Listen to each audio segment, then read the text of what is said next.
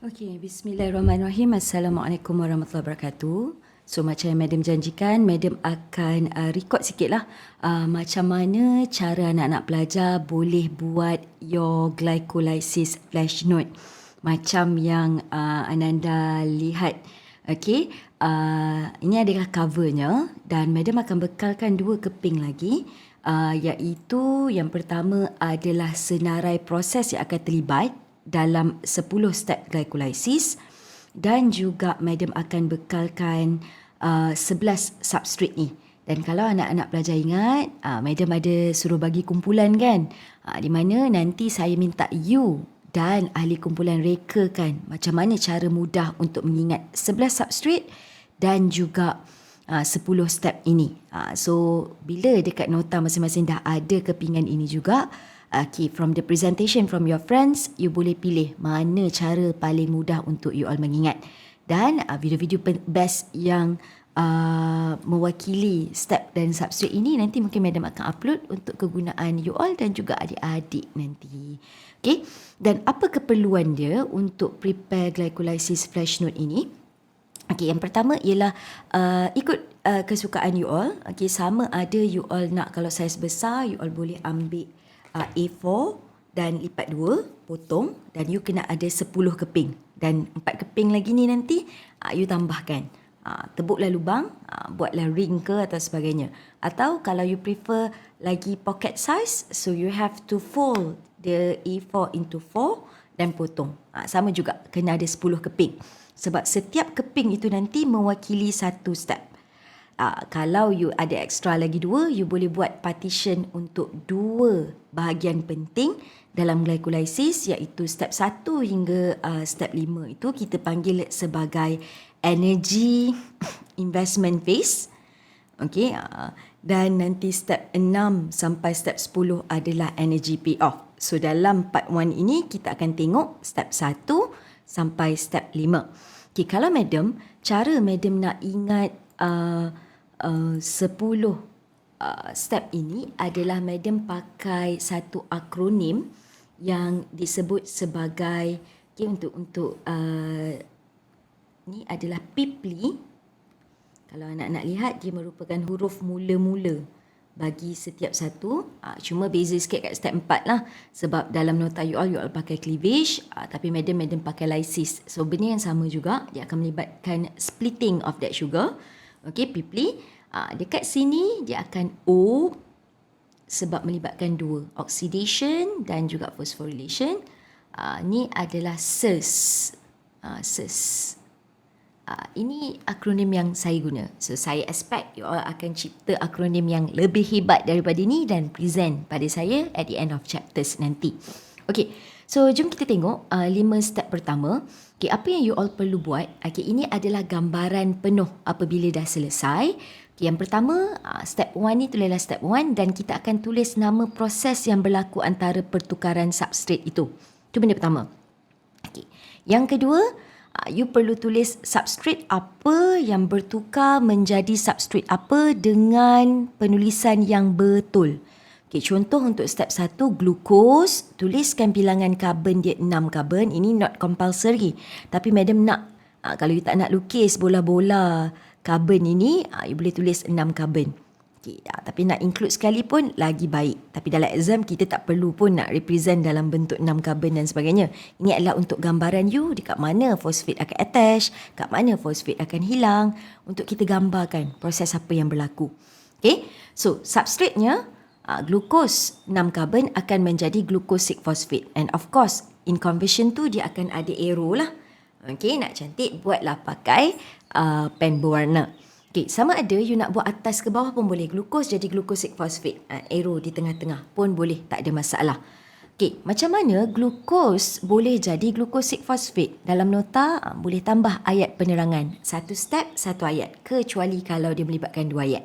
Ini yang kita kata kita nak kata nanti step by step. Satu-satu step. Okay.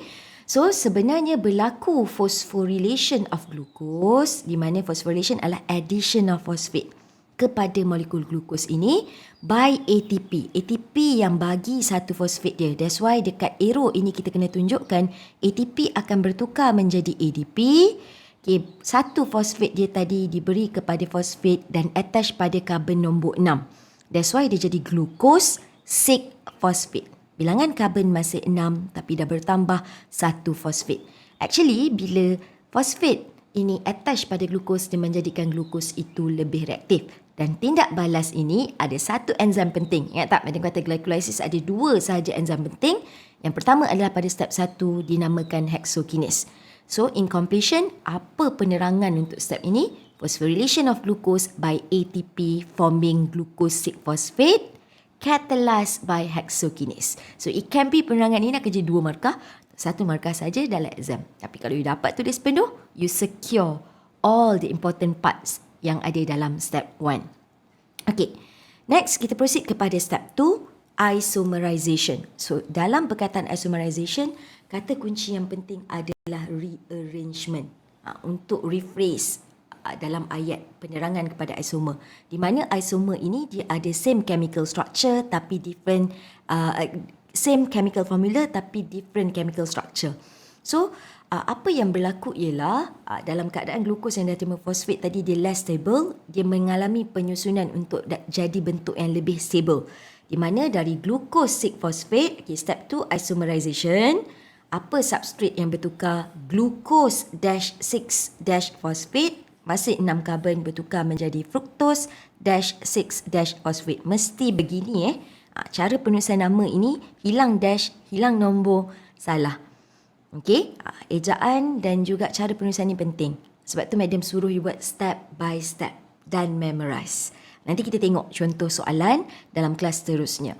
Okey, so dari segi structure, fosfat masih pada karbon nombor 6. So, macam mana glukos boleh berubah menjadi fructose? Kat sinilah berlaku rearrangement. So, macam mana nak terangkan step ini? Dia adalah rearrangement of glucose 6-phosphate to its isomer membentuk fructose 6-phosphate. So, kalau nak lihat dalam penerangan, actually apa yang perlu kita highlight ialah substrate apa bertukar menjadi apa. Dan proses apa berlaku. Sama ada kita sebut nama proses itself secara keseluruhan atau kita rephrase. Macam contoh isomerization, rearrangement. Kalau phosphorylation tadi kita kata phosphorylation atau phosphorylated. Itu je.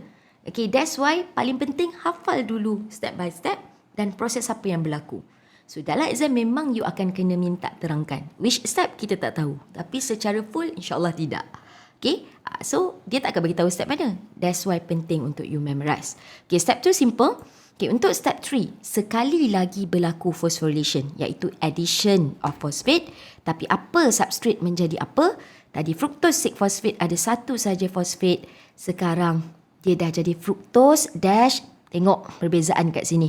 6 dah jadi 1,6 dash bis phosphate. Okay. So, apa yang berlaku? Actually, berlaku pertambahan fosfat, ATP satu lagi kita guna. Sebab tu step 1 sampai 5 ni kita kata investment. Tadi kita invest dekat step 1. Now, the second step yang kita invest adalah step 3. So, step 1 dengan step 3 ni pentinglah untuk ingat. Sebab kita ada guna ATP. Hutang ATP. Okay. ATP is converted to ADP. Okay, dan fosfat dia diberi kepada fructose 6-phosphate menjadi fructose 1,6-bisphosphate dan catalyzed by phosphofructokinase. So, all those things kena include. Sama ayat macam ayat step 1 tadi. Bezanya nama-nama substrate dan sebagainya. Okay, phosphorylation of fructose 6-phosphate by ATP forming fructose 1,6-bisphosphate. Okay, bukan by. Bukan di, tapi bis. Bukan salah eja. Memang bis fosfat. Menunjukkan ada 2. Kalau you tulis 1,6 tapi tulis fosfat saja salah. Bila ada 2 nombor, dia akan jadi bis. After this pun kita akan jumpa lagi. Okay? So, itu step 3. Seterusnya untuk step 4. Dekat sini macam mana 6 karbon fructose 1,6-bisphosphate dah ada 2 fosfat. So, dia dah jadi more reaktif. Banyak tenaga ATP dah bagi 2 fosfat. So kat sini unstable 6 carbon intermediate ini akan split dekat tengah-tengah. 6 carbon dia terputus 3. So jadilah satu molekul 3 carbon dan ada 1 fosfat dekat carbon nombor 1. Dan ini dinamakan sebagai dihydroxyacetone phosphate. Nama dia panjang tapi satu patah perkataan. Dihydroxy Bukan hidroksil ya. Hydroxy acetone phosphate 3 karbon. Okey, tak boleh tulis nama pendek dia DHAP. Okey, mesti dihydroxy acetone phosphate kalau diminta tulis dalam exam.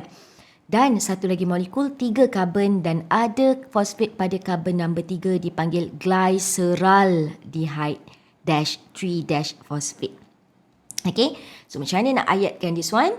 Unstable 6 carbon molecule ataupun unstable, you tulis nama penuh dia ni, akan split. Cleavage atau lysis ini kita boleh cakap split ataupun breakdown atau cleave boleh into apa dan apa. Dan tak ada enzim. Sebenarnya ada enzim tapi not in our syllabus. So 2 je tadi yang penting enzim untuk step 1 dan step 3. Okay, so dah terpecah dari 6 karbon menjadi 2 molekul yang 3 karbon. Dan untuk step yang kelima, isomerization. Sekali lagi akan berlaku rearrangement. Tapi siapa yang rearrange?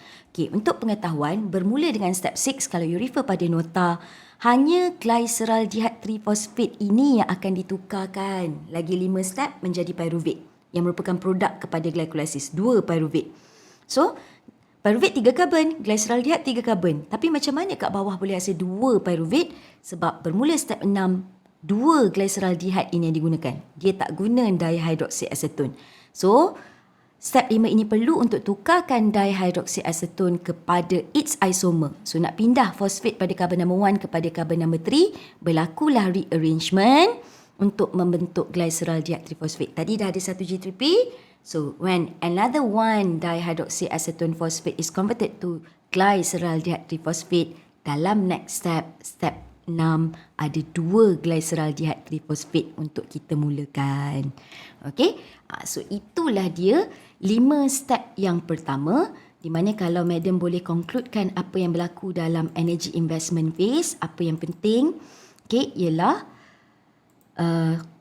kita ada step 1 sampai step 1 dan step 3 di mana kita guna ATP untuk proses phosphorylation of glucose. Maknanya nak tambah fosfat pada glucose dan juga fructose phosphate guna ATP. Dan ada 2 enzim penting, hexokinase dan phosphofructokinase.